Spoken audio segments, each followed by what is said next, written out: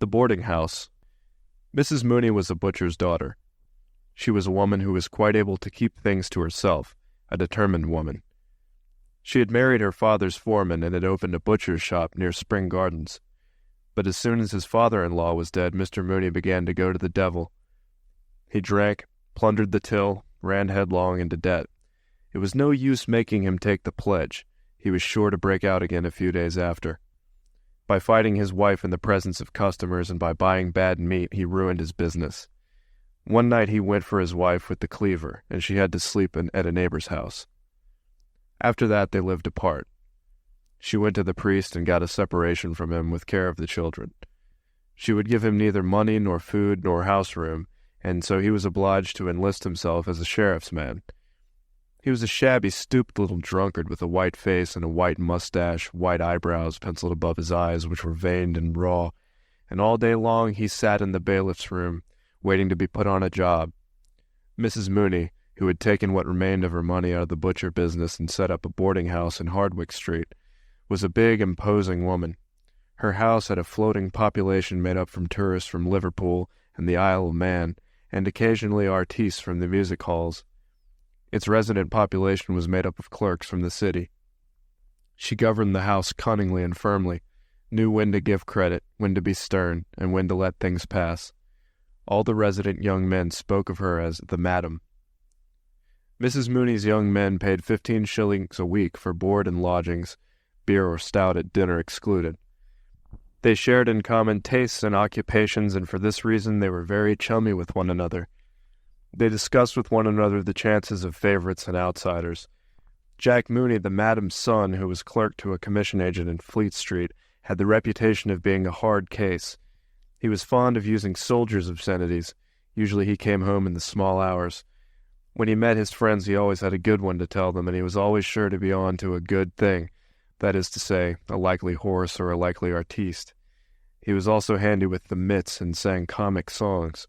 On Sunday nights there would often be a reunion in Mrs. Mooney's front drawing room. The music hall artistes would oblige, and Sheridan played waltzes and polkas and vamped accompaniments.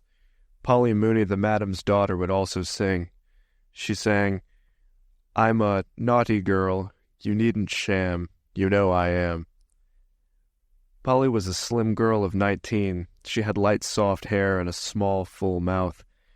Her eyes, which were gray with a shade of green through them, had a habit of glancing upwards when she spoke with anyone, which made her look like a little perverse Madonna. Mrs. Mooney had first sent her daughter to be a typist in a corn factor's office, but, as a disreputable sheriff's man used to come every other day to the office asking to be allowed to say a word to his daughter, she had taken her daughter home again and set her to do housework. As Polly was very lively, the intention was to give her the run of the young men. Besides, young men like to feel there is a woman not very far away. Polly, of course, flirted with the young men, but Mrs. Mooney, who was a shrewd judge, knew that the young men were only passing the time away. None of them meant business. Things went on so for a long time, and Mrs. Mooney began to think of sending Polly back to typewriting, when she noticed that something was going on between Polly and one of the young men. She watched the pair and kept her own counsel. Polly knew that she was being watched, but still, her mother's persistent silence could not be misunderstood. There had been no open complicity between mother and daughter, no open understanding, but though people in the house began to talk of the affair, still Mrs. Mooney did not intervene. Polly began to grow a little strange in her manner, and the young man was evidently perturbed. At last, when she judged it to be the right moment, Mrs. Mooney intervened. She dealt with more moral problems as a cleaver deals with meat, and in this case she had made up her mind. It was a bright Sunday morning of early summer, promising heat, but with a fresh breeze blowing. All the windows of the boarding house were open, and the lace curtains ballooned gently towards the street beneath the raised sashes. The belfry of George's church sent out constant peals, and worshippers, singly or in groups, traversed the little circus before the church, revealing their purpose by their self-contained demeanor no less than by the little volumes in their gloved hands. Breakfast was over in the boarding house, and the table of the breakfast room was covered with plates on which lay yellow streaks of eggs with morsels of bacon fat and bacon rind. Mrs. Mooney sat in the straw armchair and watched the servant Mary remove the breakfast things. She made Mary collect the crusts and pieces of broken bread, to help make Tuesday's bread pudding. When the table was cleared, the broken bread collected, the sugar and butter safe under lock and key, she began to reconstruct the interview which she had had the night before with Polly. Things were as she had suspected. She had been frank in her questions, and Polly had been frank in her answers. Both had been somewhat awkward, of course. She had been made awkward by her not wishing to receive the news in too cavalier a fashion, or to have seemed to have connived, and Polly had been made awkward not merely because allusions of that kind always made her awkward, but also because she did not wish it to be thought that in her wise innocence she had divined the intention behind her mother's tolerance.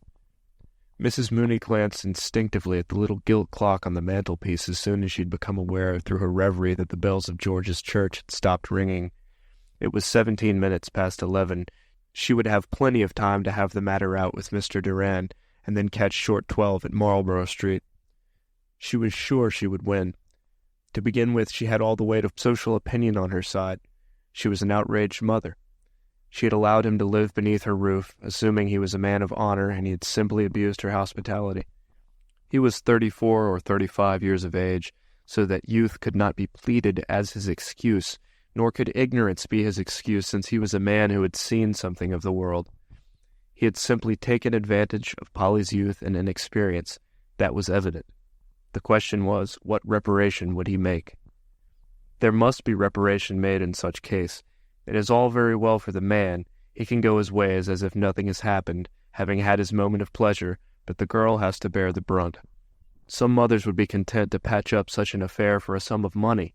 She had known cases of it. But she would not do so.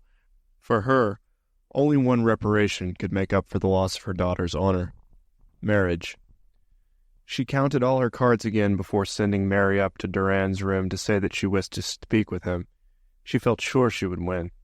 He was a serious young man, not rakish or loud-voiced like the others. If it had been Mr. Sheridan or Mr. Meade or Bantam Lyons, her task would have been much harder.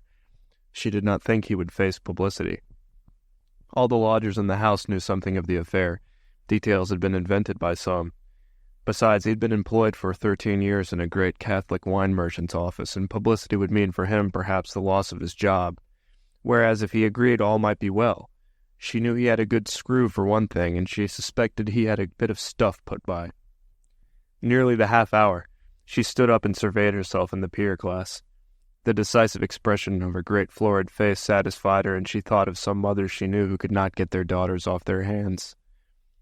Mr. Durand was very anxious indeed this Sunday morning. He had made 2 attempts to shave, but his hand had been so unsteady that he had been obliged to desist. 3 days' reddish beard fringed his jaws, and every 2 or 3 minutes a mist gathered on his glasses, so that he had to take them off and polish them with his pocket handkerchief. The recollection of his confession of the night before was a cause of acute pain to him. The priest had drawn out every ridiculous detail of the affair, and in the end had so magnified his sin that he was almost thankful at being afforded a loophole of reparation. The harm was done. What could he do now but marry her or run away? He could not brazen it out. The affair would be sure to be talked of, and his employer would be certain to hear of it. Dublin is such a small city. Everyone knows everyone else's business. He felt his heart leap warmly in his throat as he heard in his excited imagination old Mr. Leonard calling out in his rasping voice, "Send Mr. Durand here, please." All his long years of service gone for nothing. All his industry and diligence thrown away. As a young man he had sown his wild oats, of course. He had boasted of his free thinking and denied the existence of God to his companions in public houses. But that was all past and done with, nearly. He still bought a copy of Reynolds' newspaper every week, but he attended to his religious duties, and for 9/10 of the year lived a regular life. He had money enough to settle down on, it was not that. But the family would look down on her. First of all, there was her disreputable father, and then her mother's boarding house was beginning to get a certain fame. He had a notion that he was being had. He could imagine his friends talking of the affair and laughing. She was a little vulgar. Sometimes she said, "I seen," and "if I'd had have known."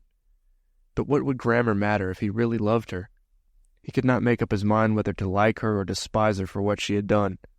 Of course he had done it too. His instinct urged him to remain free, not to marry. Once you're married, you are done for, it said. While he was sitting helplessly on the side of his bed in shirt and trousers, she tapped lightly at his door and entered. She told him all. that she had made a clean breast of it to her mother, and that her mother would speak with him that morning. She cried and threw her arms round his neck, saying, "Oh, Bob, Bob, what am I to do? What am I to do at all?" She would put an end to herself, she said.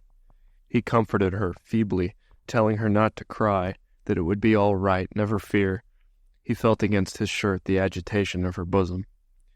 It was not altogether his fault that it had happened. He remembered well, with the curious patient memory of the celibate, the first casual caress her dress, her breath, her fingers had given him. Then, late one night as he was undressing for bed, she had tapped at his door timidly. She wanted to relight her candle at his, for hers had been blown out by a gust. It was her bath night. She wore a loose, open combing jacket of printed flannel. Her white instep shone in the opening of her furry slippers, and the blood glowed warmly behind her perfumed skin. From her hands and wrists, too, as she lit and steadied her candle, a faint perfume arose. On nights when he came in very late, it was she who warmed up his dinner. He scarcely knew what he was eating, feeling her beside him alone at night in the sleeping-house, and her thoughtfulness. If the night was any way cold or wet or windy, there was sure to be a tumbler of punch ready for him. Perhaps they could be happy together. They used to go upstairs together on tiptoe, each with a candle, and on the third landing exchange reluctant good nights. They used to kiss. He remembered well her eyes, the touch of her hand, and his delirium. But delirium passes. He echoed her phrase, applying it to himself. What am I to do? The instinct of the celibate warned him to hold back. But the sin was there. Even his sense of honor told him that reparation must be made for such a sin. While he was sitting with her on the side of the bed, Mary came to the door and said that the missus wanted to see him in the parlor. He stood up to put on his coat and waistcoat, more helpless than ever. When he was dressed, he went over to comfort her. It would be all right, never fear. He left her crying on the bed and moaning softly, "Oh, my God." Going down the stairs, his glasses became so dimmed with moisture that he had to take them off and polish them.